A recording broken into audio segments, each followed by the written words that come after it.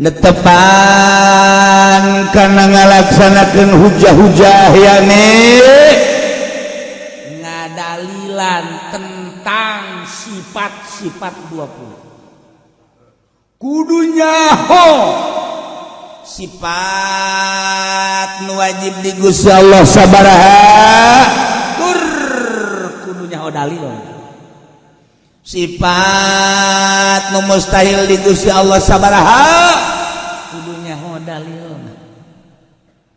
kabagi sabaraha ye sifat anu wajib di Gusti Allah kudunya tarif-tarifnya Masya Allah karif sifat nu wajib di Gusti Allah teh aya 20 eta teh kabagi hiji sifat nafsiyah hiji wujud nomor kedua sifat salabiyah kidam makom mukhalafah lil hadits yang mubtadi wahdaniyat 5 qudrat iradat 7 eta sifat ma'ani sakabla dituna sesana nu 7 teh sifat maknawiyah nah ieu kudunya dengan dalil-dalil eta fardu kifayah salembur sadesa lamun eueuh nu nyaho doraka kabeh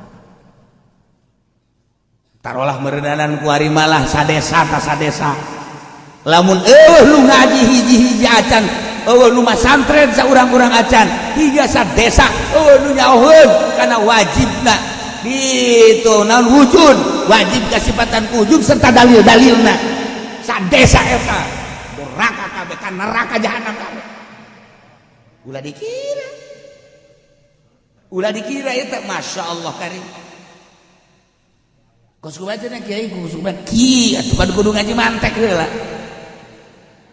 ngadalilan teh ya dalil nakli Quran hadis aya dalil aqli ilmu filsafat nah ilmu mantek ajaluhal burhanu ma ulifami tak eta teh kudu nyaho kana dalil-dalil panghebatna ke dalil mana burhan nah ieu kudu disusun ku ahlina kudu make muqaddamah sugra kudu make muqaddamah kubra engke kudu aya hadu asad engke urang kudu nganyahokeun muqaddam jeung tali tidinya urang nganyahokeun ieu teh endek makena hamliah apa qadiah syartiyah lamun teu nyahokeun kos kitu sadesa doraka kabehan pangheulana lurah anu digentreng ku Gusti Allah ih coba ku balik waduh jauh saurang-urang acan doraka kabehan fardu kifayah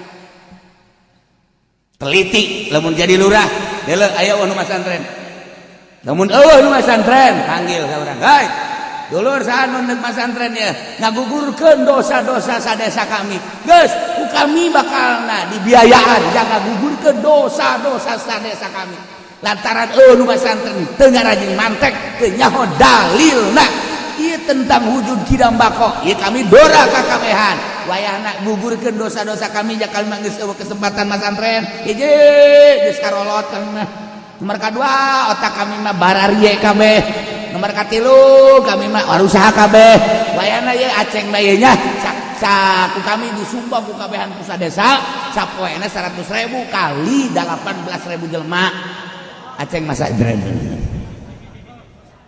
ngagugurkeun dosa kami oh kita bacak nunduk masantren boleh oke gitu ieu mah boro-boro disumbang dibere jang ngagugurkeun dosa deuk masantren berangkatnya nak diaromongkeun tolol teh coba padahal mah eta jang ngagugurkeun dosa-dosa sadesa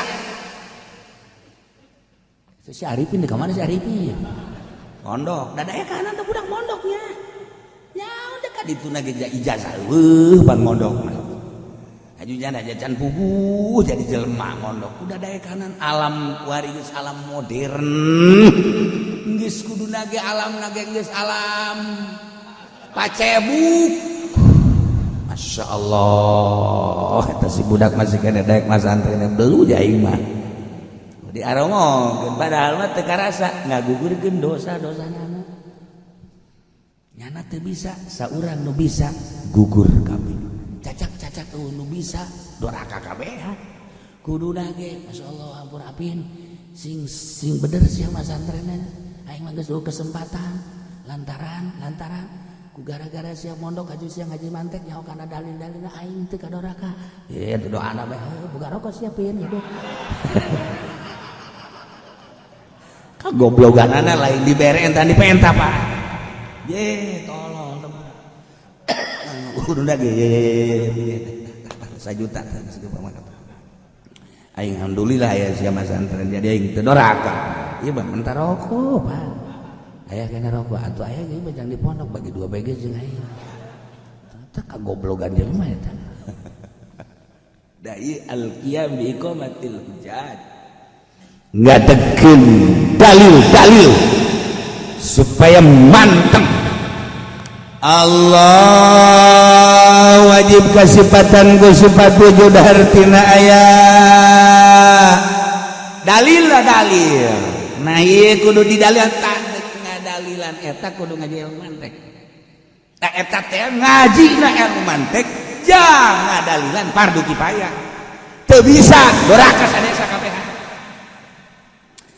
Didalilan ku ilmu mantek atu al-alam mutaghayyirun alam robah wa kullu mutaghayyirin hadisun setiap norobah anyar yeun piju al-alam hadisun toh alam anyar jieun deui al-alam hadisun wa kullu hadisin la budda lahu min muhdits yuntiju al-alam la budda lahu min. Dan ai santri mah oh bener-bener coba datang ngaji naon sih eta? Naon sih eta? Ke ari eta al-alam hadisun dalil hadis dudusna alam teh kumaha? Wa dalilu hudusil alam temulazamatuhu lil aradil hadisah ari dalil anyana alam teh ngamulazamah teh ada mul infikak cek ahli mantek teh artina teu bisa pecat nempel terus-terusan lil aradil hadisah kana sifat-sifat anu anyar naon min harakatin wa sukunin wa ghairihima tina robah jeung cicing jeung lian-liana tak eta teh anu kitu ngaran anyar. Setiap nu robah anyar, setiap nu robah anyar. Kuari nangtung engke diuk eta anyar. Kamari ieu kasep kuari goreng eta anyar. Kamari ieu hejo kuari beureum eta anyar. Kamari ieu geulis kuari mah jobed eta anyar. Kamari ieu mah parawan ku sebab kusia ditumpakan jadi bolong eta anyar. Atuh pan lain deui ngaranna kamari mah para one kuari mah atuh pan jande. A'udzu billahi minasy syaithanir rajim. Bismillahirrahmanirrahim. Minggu kamari hasilna 89 juta. Alhamdulillahirabbil. Terakhir orang minggu ieu minggu isuk urang babarengan tahlilan babarengan urang berubah nusok dibaca ku jelema nu paroga silsilah di al-qadar nyambungkeun urang sebagai manusia anu dhaif anu lemah hayang diaku sebagai murid geus urang babarengan maca nusok dibaca ku Tuhan saya eta ge hanya sababaraha mun dibaca kabeh baca Tuhan Syekh teu loba di jam genep isuk ke dereng-dereng jam genep isuk deui nah kitu doang jadi waktu jang nonton TV bangsa SMS-an Facebook waktu kikituan wanya wali pas bukan Masya Allah kan. Jadi ya full renggang-renggang deui kabelah dieuna magahan ngaji diinstruksikeun ku Gusti Allah teu meunang wiridan bae. Karena membuka majelis taklim atas perintah Allah berikut tempat-tempat khalwah para murid-murid siap ndek ngurusan tadi. Geus pondok pesantren aya 2 hiji yang sakadar syariat biasa. Nomor kedua ialah ngaji batin thariqah. Tapi di zaman Tuhan Syekh lobaan anu ka thariqah. Sebab syariat males sapera syariat mah ngaji lah atuh syariat. Ngaji sapina talat beres pakai pidato ku kitu thariqah. Pakai neangan jang sawap nasi sesuap nasi. Oh digeser. Nah wiridan-wiridanana aya tahapan-tahapanana. Urang mah dititah sakadar nyambungkeun murid. Dipimpin ku jelema nu kawasiatan sakitu bae. Jadi urang supaya dipakai kadede ku Tuhan Syekh. Belah dieuna belah ditu ku Kanjeng Nabi Muhammad sallallahu alaihi wasallam. Nah melalui ieulah urang siap-siap tasbih-tasbihna kencengna mawana ulah hiji ya sa mobil jualan tasbih teu kudu ujak-ajakan nu sejen ieu mah kepentingan batin urang geus teu kudu ujak-ajak mere bejakan nu sejen ulah can puguh batur mah cintaeun ka Tuhan Syekh can puguhnya naresepkeun ka Tuhan Syekh urang bae cintakeun resepkeun sehingga urang engke dibere kayakinan ku Gusti Allah. Jadi ibadah teh lamun can boga yakin mah tu ngambang bae. Sebab ganjaran makan teu kadeuleu urang. Contoh jelema nu can yakin isuk nyetar motor dan ngaji ke Cilongo Tibla Raja datang ke Cikupa aya babaturanana kenang tuh ente ka mana ke Cilongo kaji cenah ente buku ieu janji bisnis teh transaksina ieu lantaran ieu makuari ieu deuk Natalan jadi nyana janjian poe ieu ke kadang jam 9 namun ente daek nanterkeun mangke kuana atuh ai bangsa 10 juta mah aya lah insyaallah lah bener tah bener tah teh ka kos kitu tah jadi teh kuat aya tuh kitabna kitab atuh cek jadi teh gampang dititipkeun we nyata di warung tepan hina aja saya teh kitab dititipkeun di warung kadanan ku dibawa lah ka imah teu imah eta jelema boten gaduh keyakinan ge premen ge aduh nah eta kos kitu tuh keyakinan ya boga keyakinan ente kawan ieu pun terasa ayo paminggu ieu janji minggu masalah cenah udah waktunya ka Singapura sukan oh geus ente siap nganterkeun anak atuh hayu 10 juta setan sia goblok sia aing ka sorga sia dihalang-halang ayo di mana tempatnya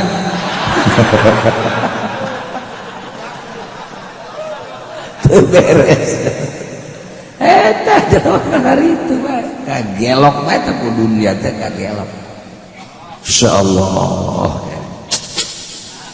Kiai kerada istiqomah diberi panggahan ngaji ku Gusti Allah nu mantap merenang didarengekeun ge di jero hatena aya ka istiqomah kiriman ku Gusti Allah santri meureun 50 60 mah dipercayakeun ku Gusti Allah panggahan sia geus eta ka aing sia kayakinanana meureun ku Gusti Allah teh disesuaikeun jeung keyakinan ayo blek aya nu ngajakan senyum jahe ya boleh saja sih boleh saja no problem atuh tawa ngamalkeun wamin fangkihu ma tabalak masalah kawin dengan dalil sunnah Rasul mulai babagi kan bari mah pikiran teh anu kamari mah lajeng nu kolot batu mikiran maisha geus kadang-kadang nu kolot anu tanggung jawab kadieu bagan jak nu kolot kakak mah magang ngaji bae kaditu geus dapur urusan gula pokoknya urusan masak sangu masak cai segala rupa pokoknya kakak mah mayar deh yes tapi kalau mah boga dua mulai henteu naon geus bisa bangan lamun can bisa na pemikiran ajukan karesep aya rada beda tah eta ngagelok tasa itu kagelo kakarek diberi senyum kos gitu kudu dibayangkan senyum sia senyum racun kudu dibayangkan gitu ke orang aing mah disenyuman ku bidadari minggir sia gimana sih alamat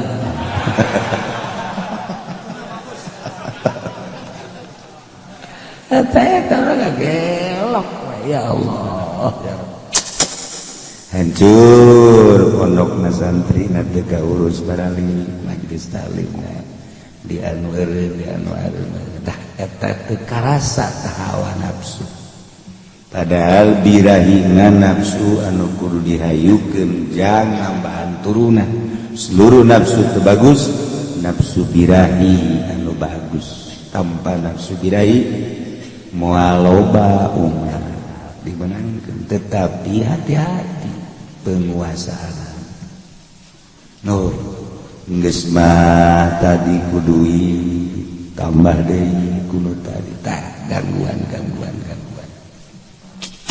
masyaallah karim nah hanya wali-wali Allah lah anu istiqomah dina jalan menuju Allah tanpa aya hambatan jeung lurus menuju lawang sorga nu ngahalang tah eta para aulia Allah adapun soal karomah tama urusan pamere Allah aya nu dibere aya nu henteu aya nu dibere kanyahoan aya nu dibere ku Allah teu kanyahoan tama urusannya na jeung Allah urang mah resep ka karomahna bae ibadah mah teu resep menyeritakan Tuhan Abdul Qadir bisa napak sancak Masya Allah Tuhan Abdul Qadir bisa nembus bumi ya Allah Tuhan Abdul Qadir bisa ngobrol jeung hewan ya Karim urang kataji takos kituna tapi ketika Tuhan Abdul Qadir 40 peting teu batal wudu bobo 40 peting atuh urang mah penting magrib ka isya hitung 70 kali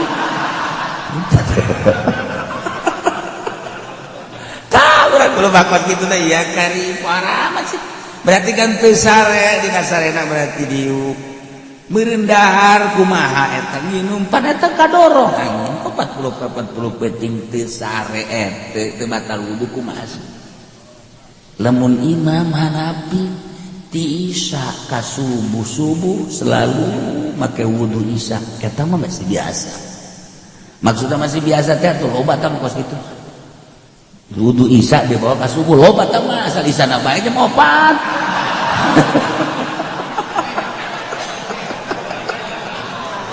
loba tobat maka dibawa ke dua segala apa aja subuh jam 7 direndengkeun jeung duha obat itu tapi orang lamun nyaritakeun 40 poe teh batal wudu ya kari geus ese urang nyaritakeun ese kok bisa kos gitu wah atuh ulah di pikiran alam urang eta mah fadl Allah kos Abu Bakar Siddiq radhiyallahu anhu nyana salat 2 rakaat sakur'an moal kaharti atuh moal kaharti eta bejalain alam di alam ieu jeung di alam itu atuh beda kapan di alam ieu jeung di alam itu perbedaanna 50.000 tahun sadetik di dieu jeung sadetik di alam eta atuh lain deui watak atuh moal kaharti mun make alam nu ieu Tuhan saya 40 penting teu batal wudu kumaha atuh di pikiran eta ka botak sariawan moal beres kecuali wudu bisa dibawa ka subuh kecil tambah letik tawa begitu aduh ya Allah nah itulah para aulia Allah anu perasaanana dibere berbeda ku Gusti Allah lantaran nyana geus teu ngalingse ka urusan dunia hiji bae nyana mah Allah seakan-akan sorga teh geus kadeuleu tinggal galengka mah geus pae teh hayang nyana mah pae teh sebab sorga geus kadeuleu tinggal cek lah tinggal ngalengka urang mah kuari di titah ngaji pendi dae mah heula sakitu geus kolot heula keneh sebab naon mang ngasup ka sorgana mang nyana kan hayang doang balah rada yakinan kan itu atak mumpah eta lah keyakinan Masya Allah waliullah matu lamun ditanya di jero kubur tepan sering urang dongeng man rabbuka nyana ngaulang mereka mun teu tanya segala jangan tanya tugas man rabbuka ya karim adik kan eta poaraja sawalimah qala Nabi sallallahu alaihi wasallam ana inda zanni abdi bi Kanjeng Nabi kaula ada hadis kursi Allah nyaritakeun kaula mah kumaha sangkan hamba kaula terhadap kaula kula waktu sakarat yakin kula ieu surga aya kudu ditanya-tanya bejakeun ka Kanjeng Nabi ya kan lapor malaikat ngageter kudu jadi kos kieu tuh ya eta walitnya bisa kos gitu tah laporkeun ka Kanjeng Nabi oh jeung Kanjeng Nabi teh mah hadis kursi laporan ka Gusti Allah ka ditu laporan ya Allah ya Rabb kunaon aya hamba Gusti ditanya endahan ngadalil baca ngadalil udah ana inda zonni abdi bi cenah kula mah kumaha sangkaan hamba kaula Gusti pan terhadap kaula pada eta teh cak manehanana kula boga keyakinan bahwa kula ieu ibadah yakin ka Gusti Allah banyak kudu ditanya-tanya kenapa kitu cek eta boga keyakinan zonna para usia teh ben tanya-tanya bae cek zaman kan eta pohara tah ya Allah ya Rabb dongeng para wali Allah ih atuh eta Imam Sibaweh mah ditanya teh man rabbuka man kalima opo iku mah weh tidak berani takoni ngaku weh deki ahli nahu ki weh murid kesantero iku murid aku kabeh sira merene man kalima opo iku cek malaikat jo paing mah teu mondok teh janata makanya mondok digetak coba-coba di penikon man buka cak aja penik man kalimah genjreng aing sia mah sok sia teh malaikat teh main teh jaho itu lah sok sawaja usah saturut-turutna jelema anu percaya ka Tuhan Abdul Qadir teh mana buka Abdul Qadir wa mana buka Abdul Qadir wa madinuka Abdul Qadir yang malaikat Abdul Qadir kabeh cenah laporan ka Gusti Allah Gusti aya hamba Gusti ieu aya deuk disiksa aja Abdul Qadir teh wali itu disiksa ieu banyak Abdul Qadir kabeh jawabanna man rebuka Abdul Qadir lah eta hamba kaula sangat cinta ka wali kaula aman kan ka Gusti Allah oh coba nyana man rebuka Abdul Qadir nah agakeun laman nabi uga Abdul Qadir nah angkat hati lu kali awas ya ngagenggreng sia ya tapi tanya lah waman nabi uga madinuka Abdul Qadir mana sih? Tetangga kula jadi tukang lauk nah terus gitulah wali-wali Allah ketika ditanya di alam kubur Masya Allah kali atulah mencacak-cacak ke Tuhan Abdul Qadir geus aman untuk kemekakan gini urang mana bukan Muhammad wa mandariga Muhammad Madinuka Muhammad atuh geus ngomong geus kitu geus bae urang Muhammad Abdul Qadir eta keur cerita ke wali bae geus kitu atau kita mun ditanya man rabbuka kayak nyemek man rabbuka sebenarnya sih baca naon hai baca sholawat coba lu kenceng poho wali mah tenang sebab naon boga keyakinan deuk ngajawab kumaha we boga keyakinan mes boga keyakinan udah jalain deui ya teh nu madaknya bisa ngajawab kos kitu teh eta teh timbul tina keyakinan ye atuh urang lamun boga keyakinan mah polisi mana SIM ini Pak boga keyakinan kan ini mah KTP Pak cek polisi salah Pak salah bawa saya ternyata KTP iya mohon maaf ya Pak ya jadi saya ini salah bawa dikira saya ini KTP ini saya mau balik lagi atuh kan masa udah jauh terus bagaimana udah nanti urusannya tenang aja Bapak siapa nama malah ditanya Bapak siapa nama iya ke polisi kos gitu ya saya catat nama Bapak wah cek polisi ya mah bahaya nggak tahu saya polisi kaget lah mau gitu kan nggak tahu saya oh iya itu langsung siapa polisi itu bukan keyakinan eta kan kudu kaserenta aja banu awakna leutik menyon siapa bapak gua tangkap lo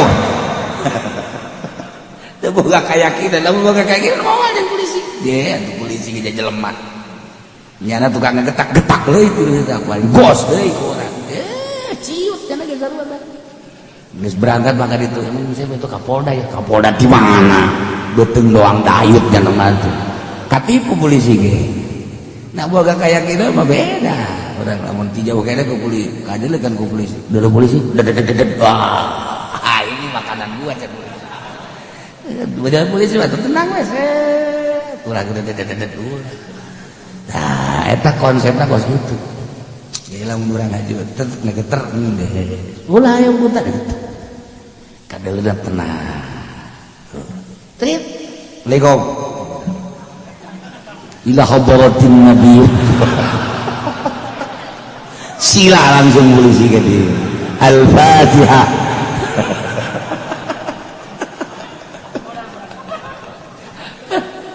ya Allah ya Rabb ilah soal keyakinan itu bisa dibuat-buat keyakinan mah eta mah pamere Allah ketika geus boga keyakinan anu didukung ti awalna ilmiah ilmu jadi keyakinan anu bener ulah ilmu anu teu bener timbul yakin cara kafir keyakinan teu bener nah ieu mah urang ngaji heula entek syariat heula sing bener teh aweuna beusin ke dibere keyakinan di luar syariat urang syariat heula tilakeun setelah syariat karak thariqah dek nimbulkeun hakikat ya yakin.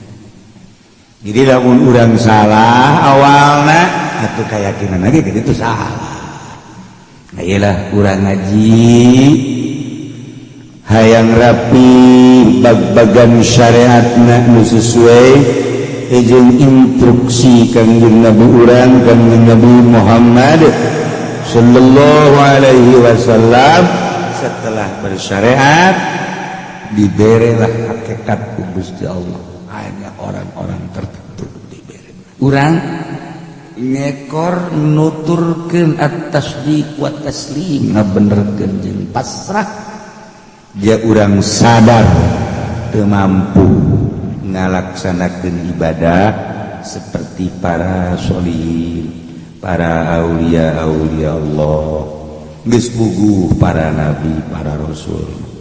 Geus urang mah hayang we dibukukeun jadi muridna, hayang we urang dicatet ku malaikat jadi umat kanjeng Nabi hingga jaga di akhirat urang dibere syafaat ku kanjeng Nabi urang tur dibere syafaat kudu dibere syafaat ku kanjeng Nabi waliullah teh dititaneangan murid-murid ku kanjeng Nabi.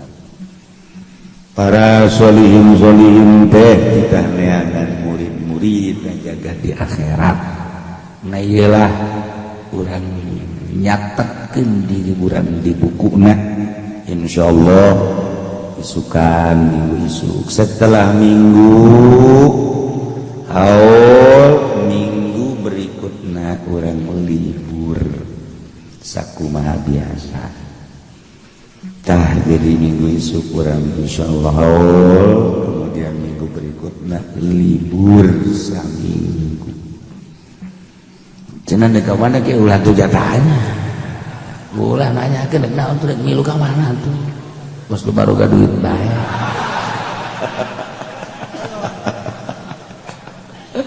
Tuh ya. Suk sakumaha biasa urang melibatkan diri wirid zikirna kadar jang sakadar nyatet sebagai murid. Kemudian atu konsumsi alhamdulillah selama 7 ieu di binon ngaranna di atas 8 insyaallah tinggal cai-cai sakumaha biasa geus teh kudu dicaritakeun maraklum baheula mah dongeng abah jelema haul tuan Syekh teh marawa cai di gunung urang garunung di kulon mah mawa kendi mawa teko kabeh dikumpulkeun baheula mah can aya aqua hiji sanajan di dieu ge baheula di dieu can aya aqua mah can aya cai mineral atuh sarua marawa lembur dikumpul. Nah eta teh aya maknaan dibahas tentang cai sebab cai eta adalah lambang kejernihan. Aju urang mah urang percaya karena kaomat jadi mimitianan aku kanjeng Nabi aya haji jelema muriang geus dicager-cager kemudian hayang dilayan ku kanjeng Nabi salah sahiji mukjizat kanjeng Nabi. Kanjeng Nabi bae we kesempatan awewe nu muriang datang deui minta dilayan kanjeng kesempatan deui hanya dibacaan Fatihah bae dibacai berarti tadi minumkeun cager kitu kene anu dongeng para sahabat anu kapanggih jeung ketua kampung dicocok kalajengking sarua make Fatihah. Jadi Fatihah teh manjurna luar biasa entek datang ka ayeuna perang Fatihah jadi nempel lah di dinya maziah Fatihah dina cai di bawah. Kos itulah seputar tentang karomah, tentang mukjizat kok bisa nempel dina cai sih? Sebab urang teh terbangun tina anasirul arba'ah, tina taneuh, tina nar, tina hawa, tina ma. Di awak urang aya hawa ngahiji jeung cai. Ketika ditiupkeun kana cai nempel. Mantap pernah aya mantap cai kaji pendek. Jelema nyaribetkeun mantap cai kana dibacaan. Sudah ditanya kumaha eta cai kaji pendek teh beungeun bangga atuh. Kumaha eta nyaribetkeun teh alhamdulillah geus dikubur jadi eta.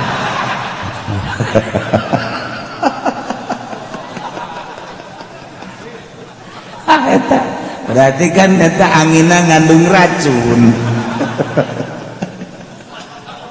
Atuh kos gitulah, masya Allah.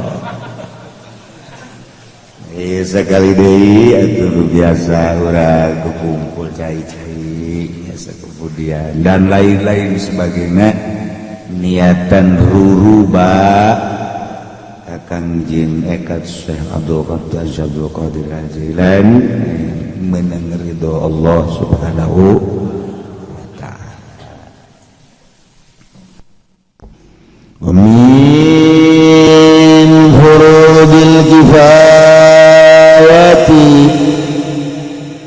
inna sawarihna fardu kifayah urang ayeuna keur ngabahas tentang jihad perang di zaman Kangjeng Rasulullah sallallahu alaihi wasallam fardu kifayah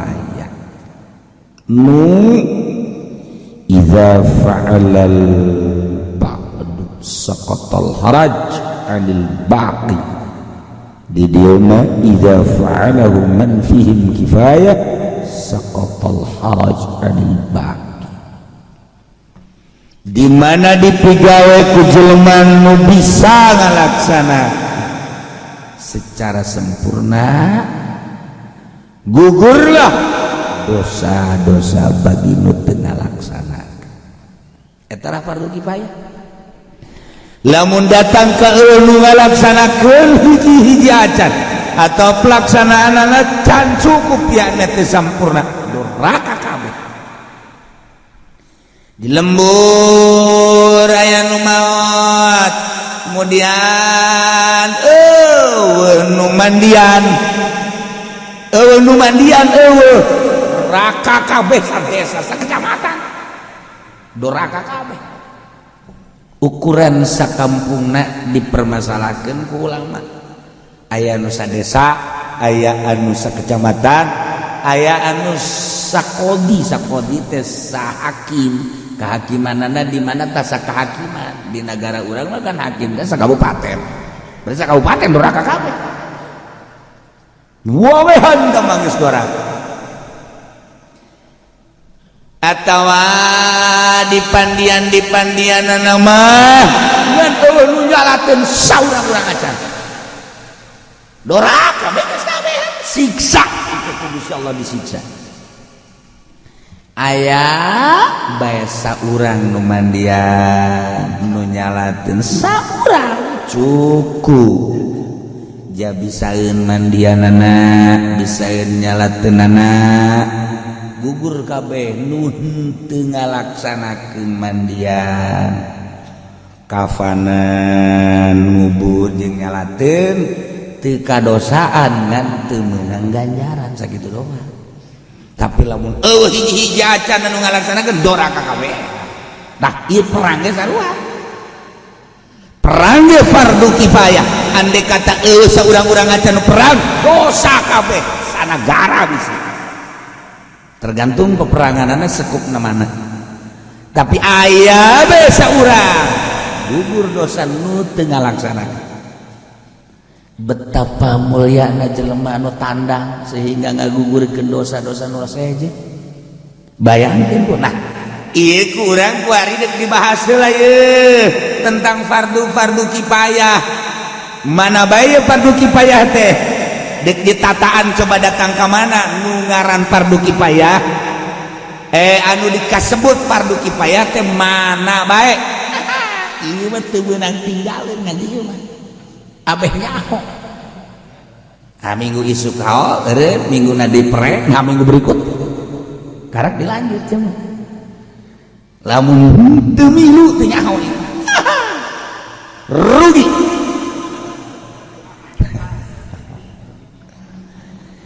Di antarana nu kasebut fardu kifayah teh al qiyamu bil qamatil hujaj netepan kana ngalaksanakeun hujah-hujah yane Ngadalilan tentang sifat-sifat 20. kudu nyaho sifat nu wajib di Gusti Allah sabaraha tur Kudu nyaho dalil. sifat nu mustahil di Gusti Allah sabaraha Kudu nyaho dalil. kabagi sabaraha ye sifat anu wajib di Gusti Allah kudu nyaho Tarif-tarifna. Masyaallah karib. sifat nu wajib di Gusti Allah teh aya 20 eta teh kabagi hiji sifat nafsiyah hiji wujud nomor kedua sifat salabiyah idam maqam mukhalafah lil hadits yang mubdan wahdaniyat 5 kudrat iradat 7 eta sifat ma'ani sakabla dituna sesana nu 7 teh sifat maknawiyah. Nah ieu kudu nyaho dengan dalil-dalil. Eta fardu kifayah. Salembur sadesa lamun eueuh nu nyaho doraka kabeh. Tarolah meredanan ku ari malah sadesa ta sadesa lamun eueuh lu ngaji hiji-hiji acan eueuh nu masantren saurang-urang acan higa sadesa eueuh nu nyahoeun kana wajibna ditu naon wujud wajib kasifatan wujud serta dalil-dalilna sadesa eta doraka kabeh ka neraka jahanam kabeh. Ulah dikira itu masya Allah karim Kos kubaca na kiai kos kubaca ki atuh padu kudu ngaji mantek heula. Ngadalilan teh ya dalil nakli. Quran hadis Aya dalil aqli. Ilmu filsafat nah ilmu mantek ajaluhal burhanu ma ulifami. Tak eta teh kudu nyaho kana dalil-dalil panghebatna ke dalil mana? burhan. Nah ieu kudu disusun ku ahlina. Kudu make muqaddamah sugra, kudu make muqaddamah kubra, engke kudu aya hadu asad. Engke urang kudu nganyahokeun muqaddam jeung tali.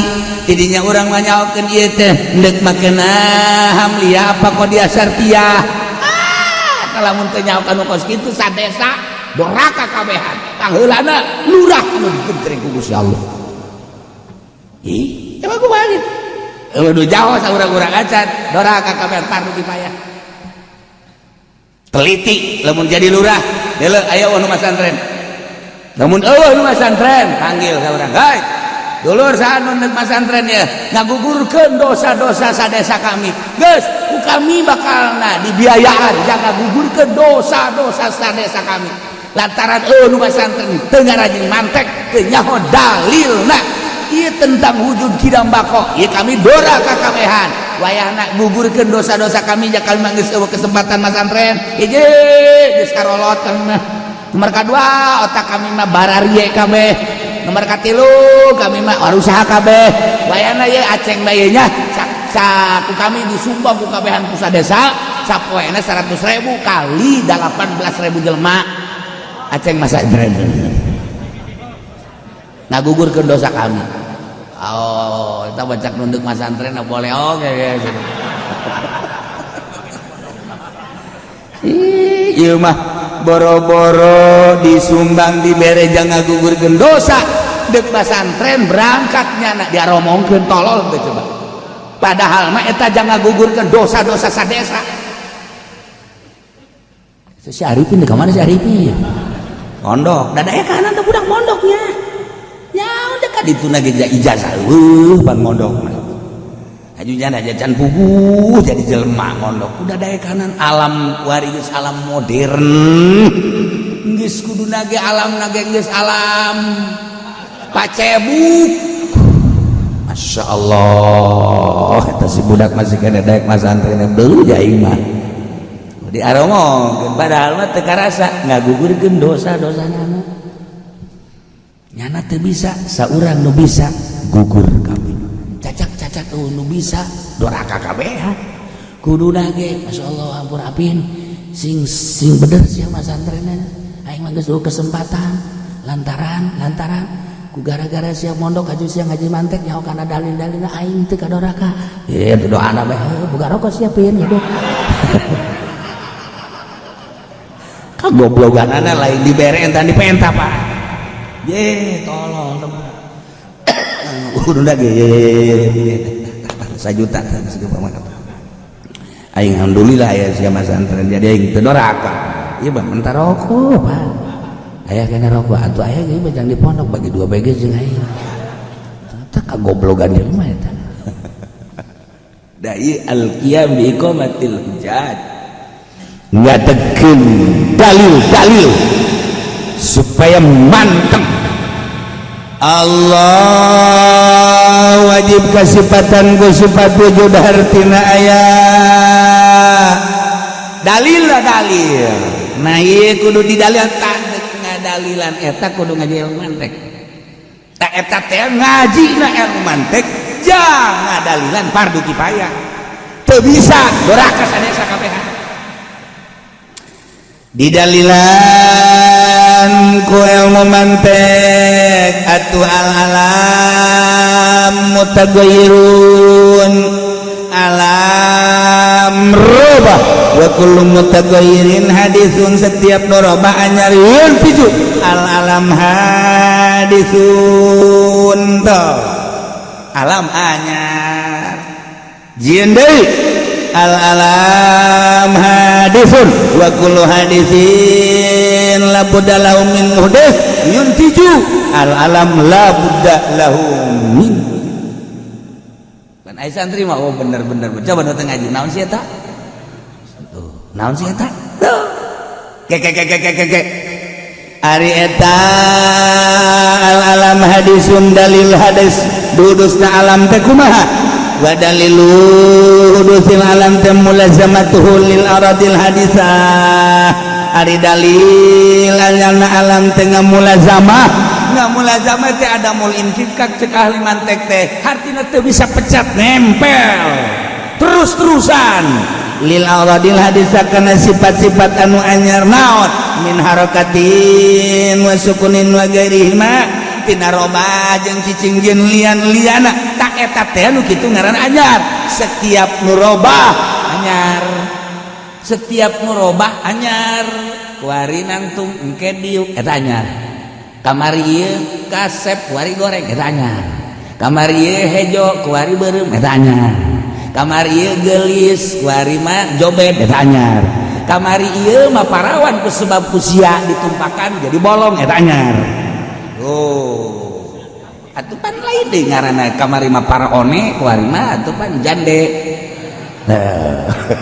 eta kan anyar kos kitu ngaranna tah eta teh dalil anyarna alam mulazamah lil a'radil haditsah urang mun nyaritakeun a'rad berarti lalawanan tina johar engke kadituna kudu ngaji makulat innal makulati ladaihim tusarrufil aswahi a'radun wa jawharu berarti kan kudu ngaji ilmu makulat tapi ya kos kitu doraka kabehan nu mantek sia kudu nyumbang ke ka aing sebenarnya mah tuh hayang disumbang bae tuh aya nu endek aya nu di cenah kos kitu atuh sia terpelit bae eta mah kan orang merek aing sia mah tah eta santri-santri teh ngagugurkeun dosa-dosa sadesa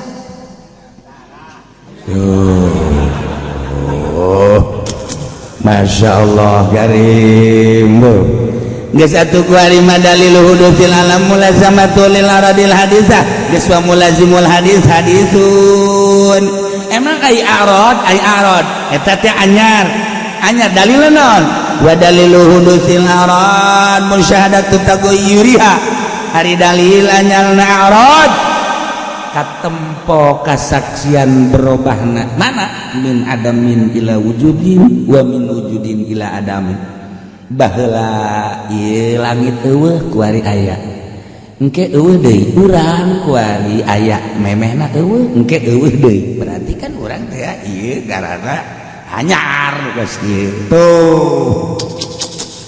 gesatu al-alam hadis wa kullu hadis la budallahu min muhdis dalilan deui ku mantek liannahu law lam yakun lahu muhdithun bal hadatsa bi nafsi lazima yakun ahadul amrayn al-mutasawiyan musawiyan li sahibihi raji'an alaihi bila sababin wa huwa muhalun liannahu law lam yakun lahu muhdithun dikarena lantaran dikira-kirakeun lamun eueun ieu dia alam bal hadasa binafsihi berarti ieu teh jadi sorangan kos petet jadi sorangan ieu mah cenah eueuh nu nyieun cara paham-paham Darwin eta teh ya dina ayat nyaritakeun bahwa manusia tina kera nah aya anu sabeungkeun jeung kera si eta atuh lain deui eta mah ngabatur meureun ka ditu nah ini alam ge cenah alam jajadian tidak tetesan cai ai caina menang di mana disusul-susul terus panjanglah dongengna teh dina tafsir geus atuh andai kata dikira-kirakeun eueuh nu nyieun lazima yakuna ahadul amrayn al mutasawiyan musawiyan usawi atuh meureun bakal lazim salah sahiji dua perkara anu akur bakal ngakuran ka sahibna kanu hiji deuna ngan ngunggulan tanpa aya sabab atuh mual nu kos kitu teh cek kalimat teh teu kaharti ku di satu kuari mah dina bahasa al-alam mutaghayyirun wa kullu mutaghayyirin hadis yuntiju al-alam hadis berarti di dieu nandakeun boga jihad naon anna jihad dilalatil alam ala wujudihi ta'ala hiya hudusu la imkanuhu berarti ku anyarna alam jadi dalil aya anjeun nu nyieula telusuri moal datang ka henteu Allah geus atuh wajib Allah aya kasifatan wujud dalilna adalah aya dadamelanana tah eta ngaji di lembur makan sakitu wajib Allah kasifatan ku wujud hartina aya dalilna wujudna Allah lantaran aya hulu sia beres sakitu teh pan ka hulu-hulu aing atuh hulu sia hanya ulah hulu aing atuh aya hulu aing hulu sia mah aya deui naon wajib Allah kasifatan ku wujud hartina aya dalil ayana Allah aya tai kotok beres pan sia jore amat dalil atuh teh kotok ge anyar sus geus bae bisa ke seluruh alam bisa pakai dalil masyaallah naon bae itu dalil karena ayana Allah ilah awal wajibin alal insan ma'rifatul ilah bistiqon caki ruslan nah maka wa min furudil kifayah al qiyamu bi iqamatil hujaj dina sawarena fardu kifayah anu di mana dipigawe ku salah saurang gugur dosa-dosa anu teu nyararaho ngan mun eueuh hiji jata nu nyaho doraka kabehan ngadegkeun dalil tentang ketauhidan mantak ayana nu masantren alhamdulillahirabbil alamin mang anu si anu masantren beuh ngagugurkeun dosa aing ngagugurkeun dosa ieu mah pan santri teh malah jadi musuhan teu karasa ngagugurkeun dosa-dosanya cacak-cacak eueuh nu masantren sadesa kudu gaji kitu ilmu mantek jangan nyahokeun dalil pampan ilmu mantek dua mantek mah ngan sakadarnya nganyahokeun ma'rifat tarif nomor kedua nganyahokeun dalil eta lah ilmu mantek sanajan gede mantek teh samsiah misalnya sakadar nganyahokeun dua hiji tarif geus nganyahokeun tarif mah kudu nganyahokeun kuliatul khamas geus nganyahokeun kuliatul khamas di dinya teh jinsun wa fardun aradun naun wa khos eta kudu geus di luar kepala kudu di bulu bitis sama nu kos kitu tuh naon jinsun mah kulun ala kasir mukhtalifin bil hawaqi fi jami ma huwa kana jenis pan puyang tangan jikos kitu tah Itu puyem hisun. Dan selanjutnya ini surang lamun ngajaokeun tarif kudu nyaho kuliatul khamsah. Amma huwal insan hayawanun natik teh ngaranna tarif. Naon ta insan, naon hayawan, naon natik teh pagawean anu mantek. Tak eta teh aja ngadalilan ilmu tauhid supaya rapi. Lamun hiji-hiji acan sa desa rakak kabehan. Aya besa urang. Hendak tanya santrina, ceng. Sia Mas Santren. Geus sabaraha tahun Mas Santren? Aya genep tahun 7 tahun. Geus ngaji ilmu mantek ceng. Ari Palu mah aya sih. Ngan mencan ragaji ceng. Wah, ya santri belaon di santri. Iya santri. Cek heula kowe aing gugur henteu ye sebab sia Mas Santren. Sia ngaji datang kana coba amil. Geus amil mah. Jurumnya geus. Sorop geus datang ka sarap-sarap aing. Geus aing. Aju Alpia geus. Mantek sia geus ngaji. Mantek encan. Oh can gugur aing. Sia Mas Santren can ngagugurkeun dosa aing pelebah urusan al-qiyam bi iqamatil hujjah. Cek Mas Santren sia bener ngaji mantek sia tak aing dibere tadi tajang beli kitab nata 1 juta nya tajang sia nata 1 juta ke lamun teu boga di BPJDK. BPJDK yang naon BPJDK sebab aing ieu can gugur dosa nya. Tah geus ulah minta ka Abah, ulah minta ka Mang geus ka aing bae pokona mah. Geus aing ai bapak menang duit mana? Geus aing mah menang nung tina pakom aing mah ulah teh. Sial jasa. Aya barahanang pakom. Atuh teh mah hees bae ngajina. Atuh beres. Aduh Gusti Allah nah aing nyawa pakom nang sia. Geus sia bosna Pak. Eta lah dalil lu geus kitu ngaranna. Wujud wa kidam artina kidam tiheula awalun bilab tidak tiheulana mimitina. Nah dalilan ku urang make mantek laulam yakun qadiman lakana hadisan lakin kaunu hadisan muhalun idlau kana hadisan abtaqara ila mudizin lakin ibtaqarahu ila mudizin muhalun idlau ibtaqara ila mudizin la lazim daura wa tasadu wa huwa muhalani tak kudu nyaho ka kitu tah. Ngaji lamun can nyaho ka kos kitu can bisa ngagugurkeun dosa-dosa sadesa bahkan sakecamatan. Nu mantek jelema lamun imahna deukeut ka kiai teu kudu ngaji teu kudu naon geus gugur dosa.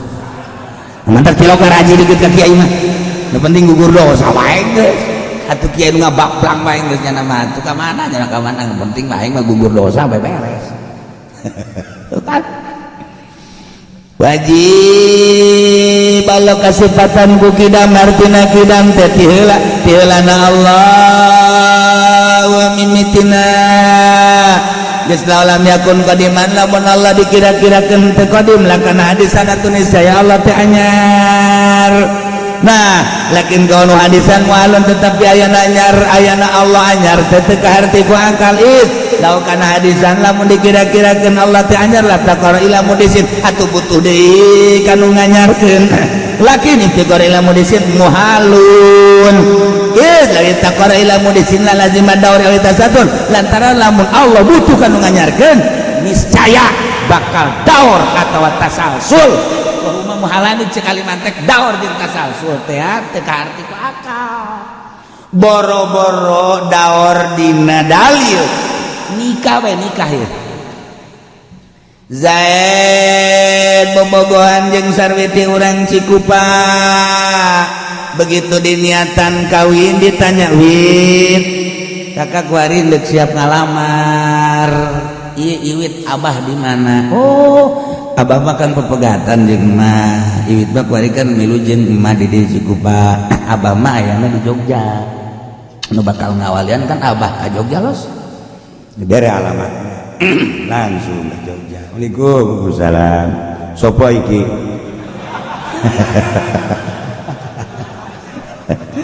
Jenengan iki kula Zaid sing fundita ning pasar Kemis. Ono apa? Pak. abdi di pasar kebus. Iku Sunda engke. Bade minang anak bapak Cikupa anu namina Sarwiti.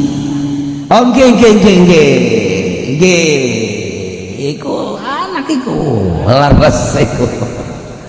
Abdi bade mohon izin bade minang tur sekaligus minta disaksikan. Alhamdulillah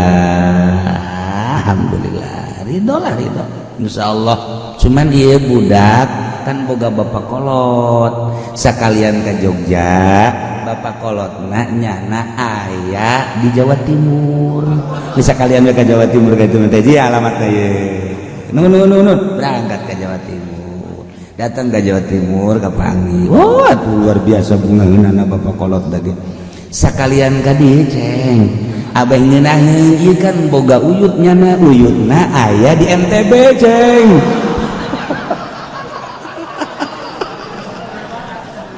Sakijain aing bae di jalan tak ke NTB di ongkosan teu. Aduh tapi mau tidak mau lah berangkat jana ke NTB atuh bungaheun luar biasa di NTB. Masya Allah ceng geus insyaallah pada waktuna ieu datang ka ditu ngan ieu boga bawa ulah teu geus amanat bae ka uyut lamun eta ieu itu dicikupak nikah lantaran tadina dipisah ku bapana aya kadeudeut jadi nyana hayang di bejaan ayana di Singapura nyana geus kieu bae ki jaet teh jadi ulah ya sih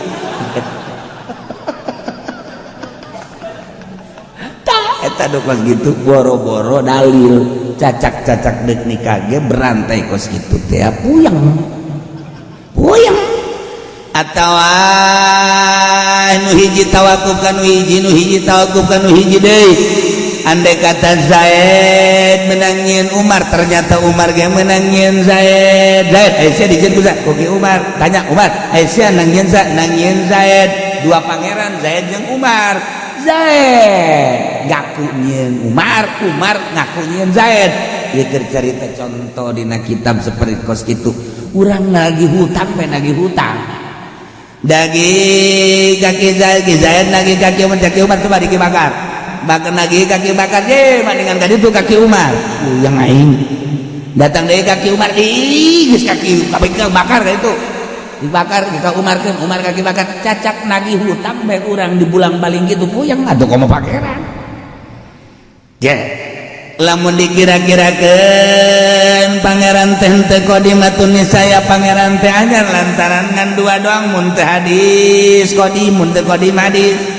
Nah lamun teu qodim berarti hadis idlau kana hadisan lamun teh mah hadis atuh lab taqora lamun disin butuhkan nu nganyarkeun deui berarti pangeran teh anyar Allah teh lamun anyar kan butuh kan nu nganyarkeun deui berarti aya deui pangeran kadua nu nyieun Allah ieu atuh Allah nu ieu ge ya Allah nu ieu pangeran kadua meureunanan anyar deui butuh kan nu nganyarkeun deui engke butuh ka pangeran deui tilu tah pangeran bisa perang tah pangeran jeung pangeran nu kos kitu ngaranna tahu mantak ditolak kaliman tek daur jeung tasalsul geus lamun dikira-kirakeun Allah teh teu qadim atuh kana hadisan lakin kun hadisan muha illau kana hadisan taqara ila muris lakin ittiqaruhu ila murizin muhalun idza ittaqara ila murizin lazim dawil atasulsul wa huma muhalani na eta teh ngaji kos kitu wajib kifayah lamun aya sakurang bisa sadesa gugur kabeh dosa ku eta jelema ku santri lamun teu bisa kabehan dosa kabehan di akhirat sing ada mantan ya mah kiai nyieun pondok pesantren bae dirinya diteluh kiai masya Allah teluh ingging nang di mana beteluna Jampang Surade ya Allah ya Rabbi itu beres ya puguhnya nage digugurkeun dosana ku eta wis ya kuna neluh kiai atuh lah sakalian lain kan surga kabehan geus rombongan jeung aing ka neraka jahanam kabehan belu ja aing mah eta kan pas sekarang itu teu nyadar jana masya Allah dah tengetkeun kakarak hiji termasuk fardu kifayah al-qiyamu biqamatil hujaj ngadegkeun hujah-hujah dalil-dalil jang nimbulkeun keyakinan tentang sifat-sifat wajib di Gusti Allah Subhanahu wa taala. Berarti aya saurang sadesa utusan desa eta memulai santri asal santrina taliti lah si budak bener teh sih ngajina barang di dolobo ngadapan ngaji tilo berjamaah tilo sholat jadi sorangan baik kita nyaman sih masih lok teluk berjamaah wali mah teluk berjamaah capetan jasa yang udah wali mual salah ternyata orang ngajin tertancar kagugur kena tuh ieu mah bisa ngadalilan tentang sifat-sifat wajib di Allah nu mustahil di Gusti Allah na eta teh wajib kifayah aya gugur sadesa dosa kabeh masyaallah tinggal guari mah urang laliti bae di desa aya eueuh nu masanter ketiga eueuh nitah eueuh nu daek pindah urang di mana anu aya santri nu bisaeun kana ngadalilan eta supaya gugur dosa nyadar mun aya santri alhamdulillah aing gugur mun eueuh geus sadesa taliti nitah sadaek mas santri teh dibawa biayaan ku aing ternyata eueuh urang kudu nyalametkeun diri ya pindah ka anu aya nu bisa pindah ulah ka pondok pindahna dagang karung ka pondok bat naonan lain ngabisaan ngebeluan mas santren tuh dah iya deh ya kedua wahalul muskilat masya Allah wallahu a'lam bisawab.